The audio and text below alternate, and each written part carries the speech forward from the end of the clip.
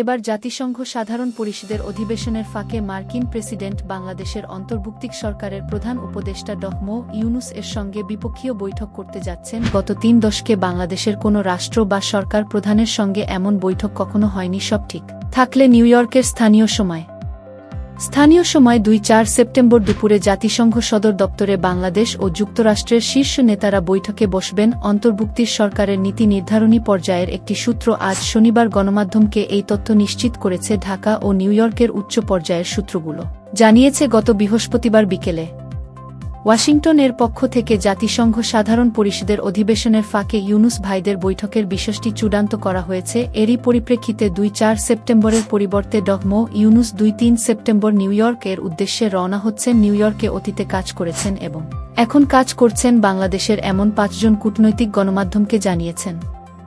যুক্তরাষ্ট্রের প্রেসিডেন্ট সাধারণত জাতিসংঘ ও ২ বার শোনে তার নির্ধারিত বক্তৃতার সকালে নিউ ইয়র্কে পৌঁছান তিনি। সেদিন সাধারণ পরিষদের অধিবেশনে বক্তৃতা দেন। এরপর বিকেলে জাতিসংঘের অধিবেশনে আগত রাষ্ট্র ও সরকার প্রধানদের সম্মানে সংবর্ধনার আয়োজন করেন জাতিসংঘ।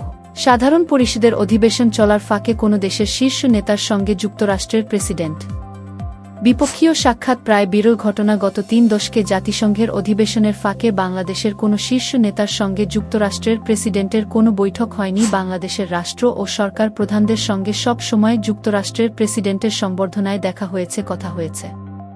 নিউ ইয়র্কে ডাক্তার ইউনূসের সঙ্গে জো বাইডেনের বৈঠকের তাৎপর্যের বিষয়ে জানতে চাইলে বাংলাদেশের একাধিক জ্যেষ্ঠ কূটনৈতিক বলেছেন, গত ৮ আগস্ট অন্তর্বর্তী সরকার দায়িত্ব নেওয়ার পর যুক্তরাষ্ট্রের উচ্চ পর্যায়ের প্রতিনিধি দল ৫ সেপ্টেম্বর ঢাকা সফরে গেছেন। ২ সপ্তাহের মাথায় প্রেসিডেন্ট বৈঠক করছেন অন্তর্বর্তী সরকারের প্রধান উপদেষ্টার সঙ্গে।